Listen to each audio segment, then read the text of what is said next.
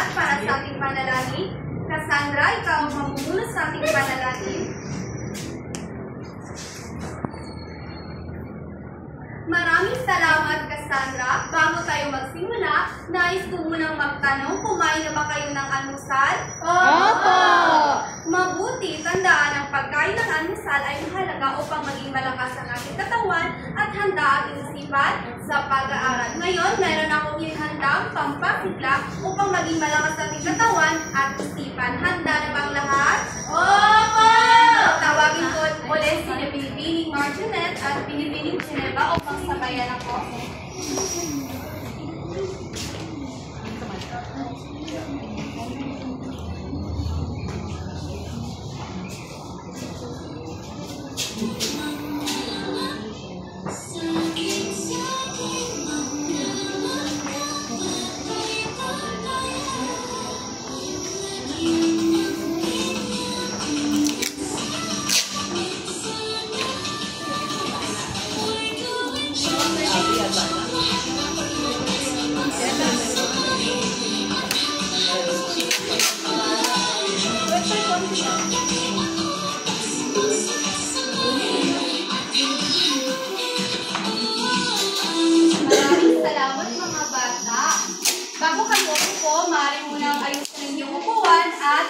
Pakipulot ng mga basura sa ilalim ng inyong upuan at titingnan naman ni Binibining Geneva at Binibining Marjonet ang inyong mga kamay kung ito ay mahaba o maikli lamang. Ngayon, ididikit ko ang ating alinsuntunin sa klase.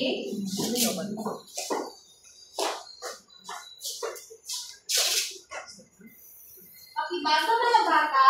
Makinig sa guro. Itaas ang kamay kung nais magsalita o sumagot.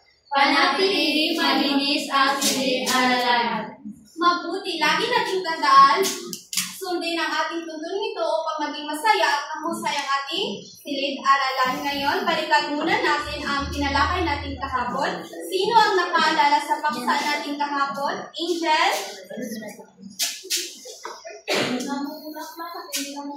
Magaling, maaari mo bang bigyan ng halimbawa ng halamang hindi namumulaklak at namumulaklak?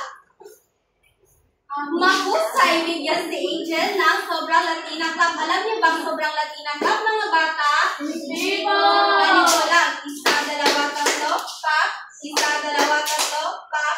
Isa, dalawa, tatlo. Sobrang latina. Kayo naman? Isa, dalawa, tatlo, pak. Isa, dalawa, tatlo, pak. Sobrang latina! Ngayon, meron akong handang aktibidad para sa inyo. Handa na bang lahat? Opo! Bago yan, basahin muna natin ang panuto.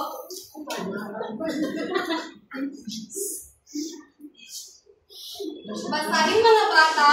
Basahin ang bawat pangalan o tingnan ang larawan ng mga halaman sa ibaba. Tukuyin kung ito ay namumulaklak na halaman o di namumulaklak na halaman. Tukuyin ito kung halamang hindi namumulaklak o hindi namumulaklak. Ngayon, para sa unang katanungan, basahin. Ano ang sagot? Namumulaklak. Tingnan natin. Magaling. Para sa ikalawang tanong, Palay. ano ang sagot? Hindi namumulaklak. Tingnan natin. Magaling. Para sa ikatatlong tanong, basahin. Ano ang sagot?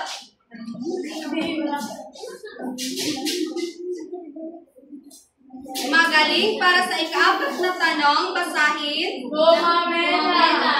Ano ang sagot? Namumulaklak na halaman. Magaling. Para sa ikalimang katanungan, Mirasol. ano ang sagot? Namumulaklak na halaman. Tingnan natin. Magaling. Mukhang handang-handa na kayo sa bago nating aralin. Ngayon, ibibigay ko naman kay Binibining Geneva ang Maraming salamat, Binibining Michelle. Handa na ba kayong makinig, mga bata? Opo. Hindi ko kayo marinig. Opo. Ngayon, dadako tayo sa isang aktibidad. Handa na ba kayo? Opo! Para isa lang ang estudyante ko. Opo! Yan. Ang ating aktibidad ay pinamagatang pili at sagot. Ngayon, basahin ng mga panuto ng sabay-sabay. Basahin ang mabuti ang bawat pangungusap. Piliin ang tamang sagot mula sa mga pagpipilian. Ngayon ay ako muna ang babasa sa bawat akila. Tapos ay kayo ang pipili ng sagot na nasa ibaba nito. Handa na bang lahat? Opo! Taas lamang ang inyong mga kamay kung alam ninyo ang sagot. Unang bilang, patlang ang iyong paboritong laro. A. Ano? B. Sinuman. C. Lahat. Yes, Abby? teacher. Ano ang iyong paboritong laro? Tama ba? Opo! Mahusay. Sa pangalawa, patlang ang gusto mong kausap sa proyekto. A. Ano? B. Saan? C. Sino? Yes, Althea? C po, teacher. Mahusay. Bigyan natin ang dalawang palakpak si Althea. Sa pangatlo, patlang ay may karapatang maglaro sa palaruan. A. Sinuman? B. Kailan? C. Saan? Yes, baby? Letter A, teacher. Mahusay. Ang tamang pangusap ay sinuman ay may karapatang maglaro sa palaruan.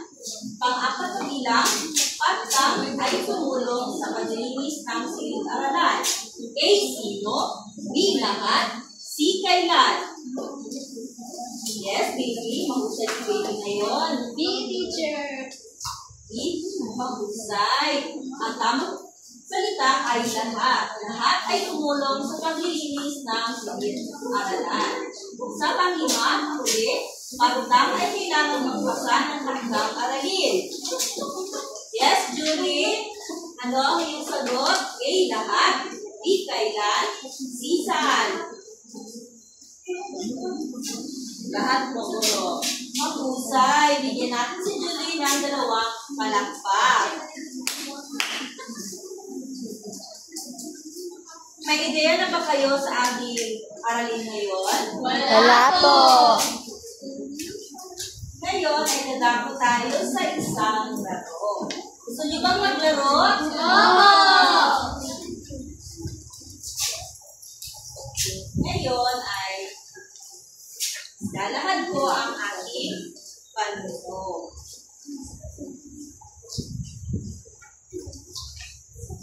Okay pa ba kayong lahat? Opo! Ang ating laro ay pinamagatang tama ang lalala. Maaari niyo bang basahin ng sabay-sabay ang ating panuto? Hatiin ang klase sa dalawang grupo. Bawat bata ay tatakbo. Kukuha ng isang card. At ihulog ito sa kahon sa silid. Upang magkaroon tayo ng pantay-pantay na grupo ay kukuha tayo ng tatlong mag-aaral na nasa baitang 3, 4, at 5. Gayon din sa pangalawang grupo. Maaari bang makakuma rito si Ella, Irish, at Abby. At sa pangalawang grupo naman ay si Alvin, Lilian, at Baby. Ayun naman ay bibigyan kayo ng tatlo bawat grupo. Bibigyan kayo ng flashcard. Bawat flashcard ay may mga salita. Ngayon, salita ng bawat kasapi na pumunta dito sa harapan at ilagay sa kahon kung ano ang tamang paglalagyan. Ngayon, ano nga ba ang pwedeng ilagay sa kahon? Sa kahon A, pakinig na mabuti. Sa kahon A, dito nyo ilagay kung ang salita ay ginagamit sa pagtatanong. Tama ba ang aking mga sinabi? Pangalawa ay sa kahon B, dito nyo ilagay kung ang mga salita na inyong napili o inyong nakuha ay mga salitang ginagamit sa pangkabuuan o pangkalahatan. Handa na ba ang lahat?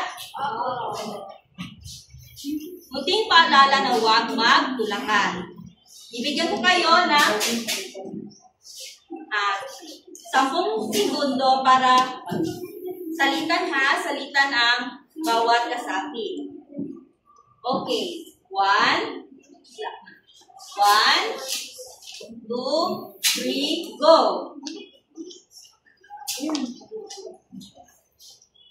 Ayan, mahusay. Maaari na kayo umupo. Bigyan natin sila ng masigabong palakpakan. Kayo naman, aking alamin kung tama ba ang kanilang inilagay sa bawat kahon. Ano nga ulit ang ilagay sa kahon A? Tanong. Ang salita ginagamit sa pagtatanong. Saan? Tama ba? Opo. Ano? Opo. Ilan? Opo. Kailan? Opo. At sino? Opo. Mahusay. Bigyan natin sila ng 5 palakpak. Sa kahon B naman ay ito ilagay mga salitang pangkabuuan o pangkalahatan. Lahat? Opo. Alin? Tama. Sino man? Opo. Ilan man? Opo. Bawat isa? Opo. Alin man? Opo. At anuman? Opo. Mahusay. Bigyan natin ang bawat isa ng 5 palakpak. Ngayon naman ay magtatanong ako. Base sa ating aktibidad, maaari nalaman ano ang tamang salita sa bawat pangungusap. Yes, Cassandra? Paano mo nalaman kung ano ang salitang dapat sa bawat pangungusap? Mahusay.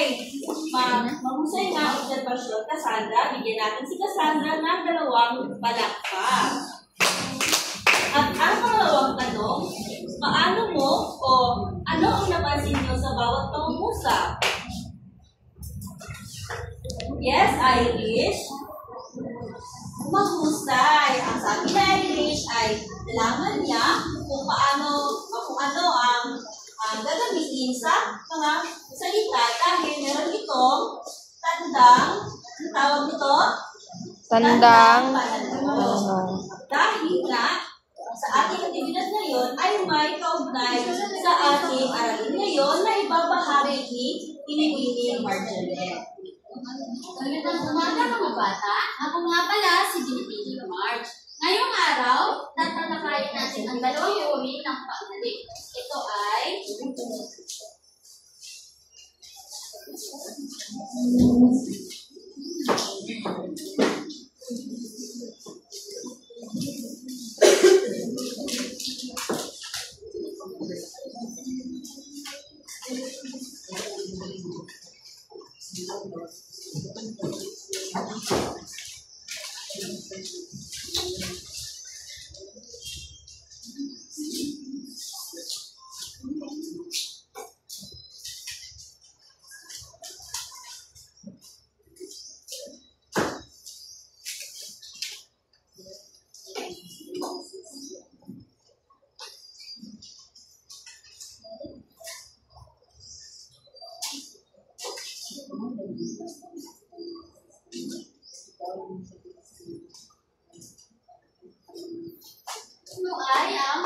uri ng panghalik. Ito ay panghalik na pananong at panghalik na panaklaw.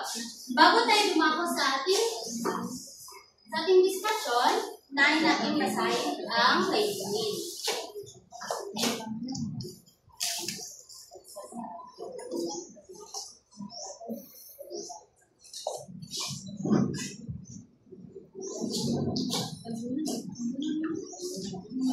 Pakibasa mga bata. matutukoy ang mga panghalik na pananong at panghalik na panaklaw sa pangungusap. Maiuugnay ang gamit ng panghalik na pananong at panaklaw sa iba't ibang sitwasyon. Makabuo ng sariling pangungusap gamit ang panghalip na pananong at panaklaw. Papakita ng mga mag-aaral ang disiplina sa paggagamit ng tamang panghalip na pananong at panghalip na panaklaw sa pangungusap. Maraming salamat. Ngayon naman, unahin natin ang panghalip na pananong. Ito ay ang salitang ginagamit sa pagtatanong. Ginagamit ito upang humingi ng impormasyon tungkol sa tao, bagay, lugar, panahon, dahilan, o paraan. Halimbawa nito, ano ang iyong paboritong kulay? Ano ang paborito mong pagkain? Ito ang halimbawa ng panghalip na pananong. Maaari mo ba akong bigyan ng halimbawa ng panghalip na pananong, Cassandra? Okay, mahusay. Ikaw naman, Cyril, maaari mo ba akong bigyan ng panghalip na pananong? Mahusay. Ngayon naman, bago ako maaari kong tawagin si Binibining Michelle sa ikalawang panghalip. Ito ay ang panghalip na panaklaw. Magandang umaga mga bata! Magandang umaga po, Binibining Michelle. Sino nga ulit ako? Binibining Michelle! Kung nakikinig kayo kay Binibining Marjonet, ano nga ulit ang panghalip ng pananong? Ito ay salitang ginagamit sa pagtatanong. Magaling, ngayon naman ay panghalip na panaklaw.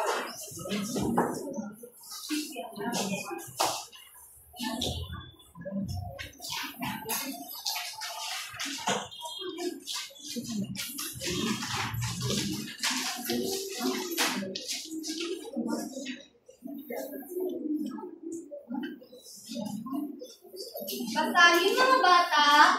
Panghalip na panaklaw. Ito naman ay mga panghalip na nagsasaad ng kapuuan ng tao, bagay, o pangyayari. Ibig sabihin, ito ay tumutukoy sa sinuman. Ang panghalip na panaklaw ay uri ng panghalip na nagsasaad o kabuuan ng saklaw.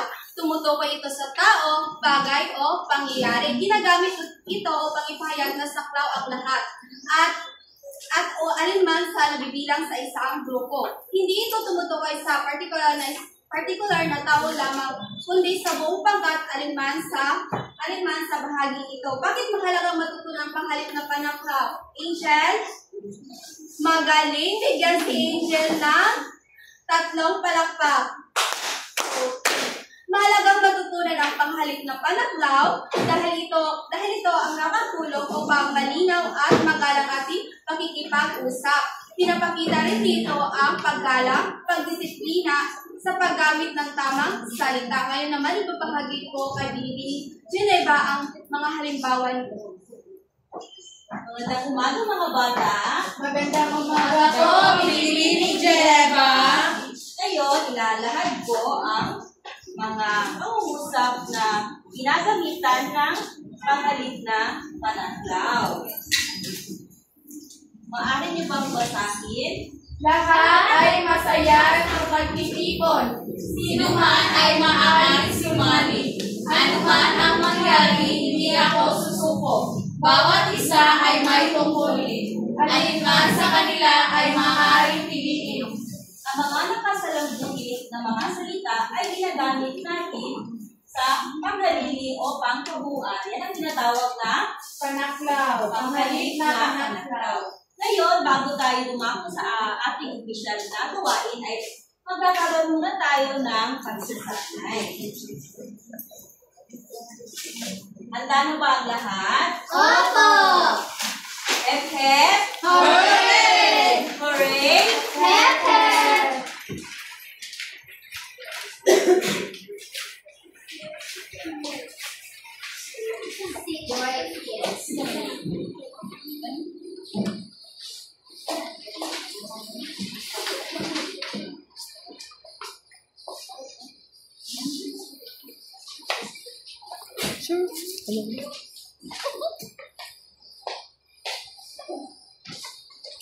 Para sa tatlong baitang, maaari niyo ba basahin ang ating panuto?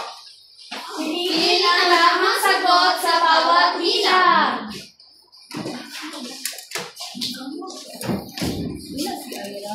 At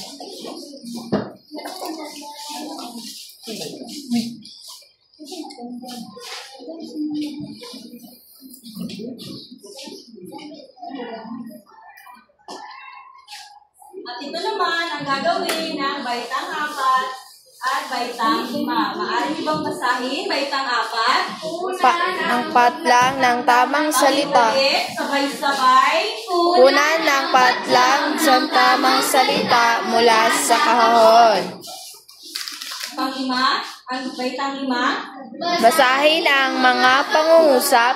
Isulat kung panghalip na pananong o panghalip na panaklaw ang salitang may salungguhit. Ngayon, isulat niyo ito sa inyong mga kwaderno. Hindi lamang kayo ng 5 minuto.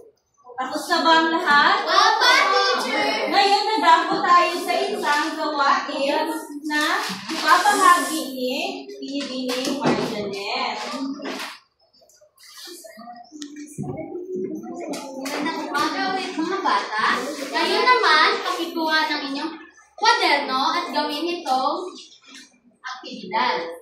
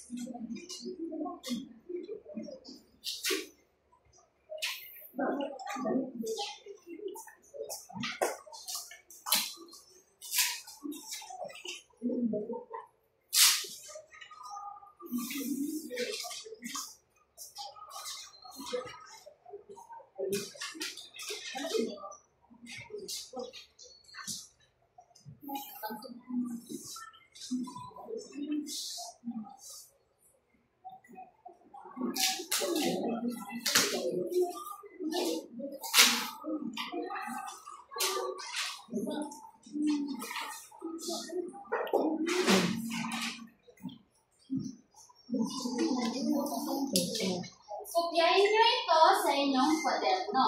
Ito naman sa baitang 3, ika-4 na baitang at ika-5 baitang.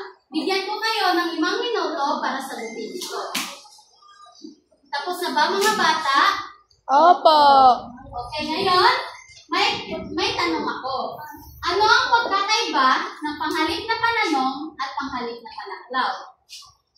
Yes, Jillian? Mahusay. Bigyan natin ng 3 palakpak si Jillian. At bakit mahalaga malaman ang panghalip na pananong at panghalip na panaklaw? Cassandra? Mahusay.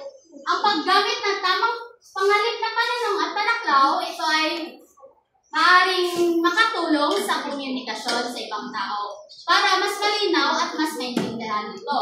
Ngayon naman, tatawagin ko si Binibining Michelle sa 2 aktibidad. Ngayon, meron akong hinahandang aktibidad para sa inyo, para sa ika-3 baitang. Sagutan nito.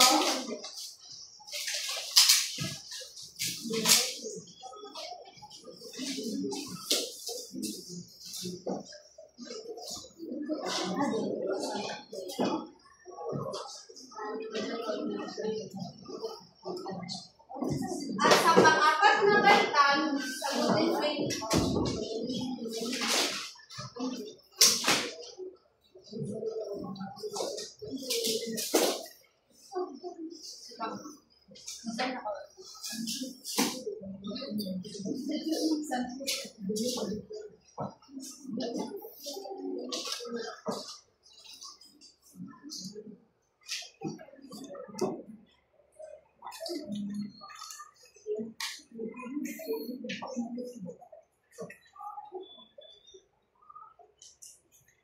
At sa ika-5 baitang, ay sagutin din ito. Kunin ninyo ang inyong kwaderno at sagutin ito.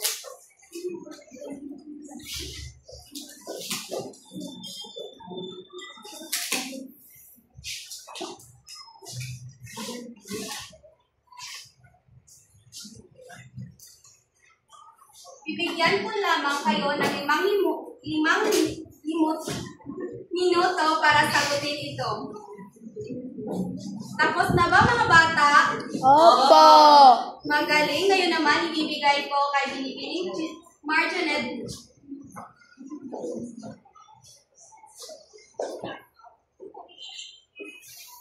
Okay pa ba kayo, mga bata? Opo. May natutunan ba kayo sa aralin natin? Yes po. Opo. Opo. Mabuti. Ngayon, dadako tayo sa ating takdang aralin. Maaaring ilabas ang inyong mga kwaderno para sa ating takdang aralin.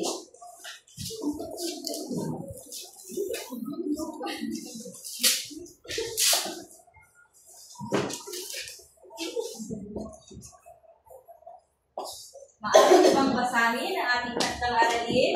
Gumuhit ng isang sitwasyon kung saan makikita ang pagtutulungan sa loob ng silid-aralan. Pagkatapos sumulat ng 2 pangungusap tungkol sa iyong guhit gamit ang isang panghalip na pananong at isang panghalip na panaklaw.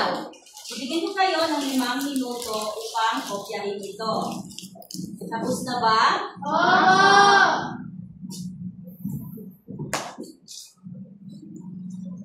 May natutunan ba kayo sa ating aralin ngayon? Opo! Parang wala. Opo! Ano ang aralin natin ngayon? Panghalip na pananong at panghalip na panaklaw. Mahusay. Bago natin tatapusin ang ating klase, dumako tayo sa ating layunin. Nakamit ba natin na matutukoy ang mga panghalip na pananong at panghalip na panaklaw sa pangungusap? Opo! Pangalawa, may ugnayang gamit na panghalip na pananong at panaklaw sa iba't ibang sitwasyon? Opo! Pangatlo, makabuo ng sariling pangungusap gamit ang panghalip na pananong at panaklaw? Opo! At ang panghuli ay naipapakita ng mga mag-aaral ang disiplina sa paggamit ng tamang panghalip na pananong at panghalip na panaklaw sa pangungusap. Ano ba natin ito? Opo! Ay, maaari ko bang tawagin ang ating mga kapaguro? Ngayon ay inanyahan ko ang lahat na tumayo upang magdasal sa harapan.